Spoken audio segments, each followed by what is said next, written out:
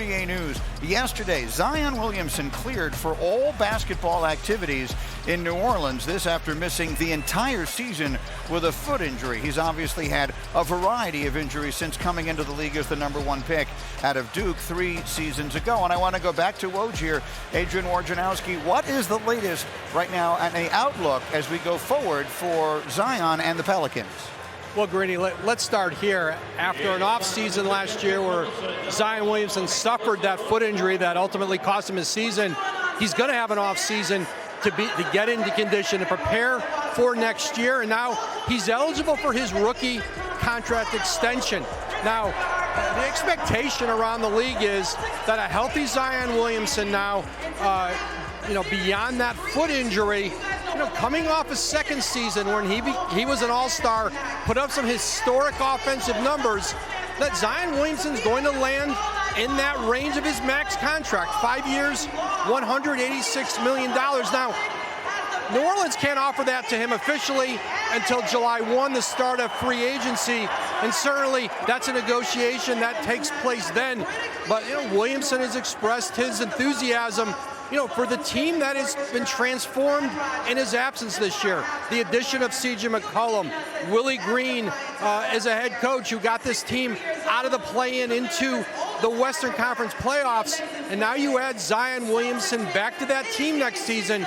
You are looking at a significant team in the West, a team that's certainly going to be perhaps even among the elite.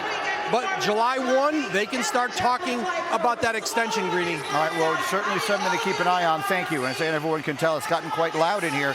But the addition of Brandon Ingram, of course, or the emergence of Brandon Ingram, I should say, as a star, is a factor in that as well. What do you think of all of it, Stephen A., the idea of giving him the max, all in, if you will, on Zion and what that team could be? If you asked me this before the playoffs, I would have told you hell no, because I'm a stickler for guys being available. The guy has missed 62% of the games in his career, 141 games. This guy has missed out of a possible 226. I would not have paid him. But then I watched the Pelicans in the postseason, and I watched C.J. McCollum and Valanciunas and all of these brothers right here. Brandon Ingram is a star. I've watched these guys.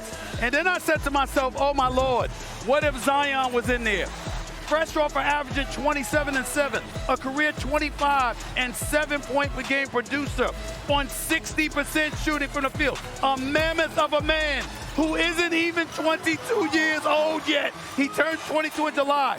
I have to say, Wilbon, Jalen Rose, based on what I've seen from New Orleans, imagining what they can be if Zion wants to be there, I have to give him the max just to ensure that I got him locked in for years to come, even if I want to move him later on. Stephen A., New Orleans is still, with all of that promise, facing a question that we know owners are looking a little bit differently at right now. Yes. You've been saying this all year. Yes. And yes, with Zion, it's not like there's been some divisive tone or undertone to his absence. Not at all.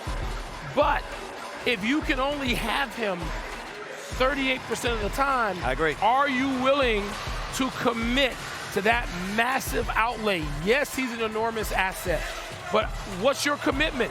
And once you commit, what is your team like? But yeah, when you look at McCollum, Ingram, don't forget Herbert Jones. That's by right, the way. Absolutely. A force, Valanciunas and Zion, they look like a contender in the West. Absolutely. I'm old enough to remember when Joel Embiid played 31 games his first 3 seasons. Zion played 85. He already averaging around 26 points, shooting 60% from the floor.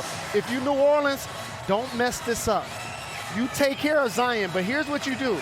You allow him to have a great offseason. Get him in with your nutritionist. Get him in with your trainer. Allow him to have a good summer. Keep him healthy. I agree. Get him in training camp. Start the season with that young core you guys talking about, and then you give him The his questions bread. have never been about the talent. The talent he most certainly has. He averaged the most points in the paint since Shaq, the one year that he was really fully healthy. Thanks for watching ESPN on YouTube. For live streaming, sports, and premium content, subscribe to ESPN+.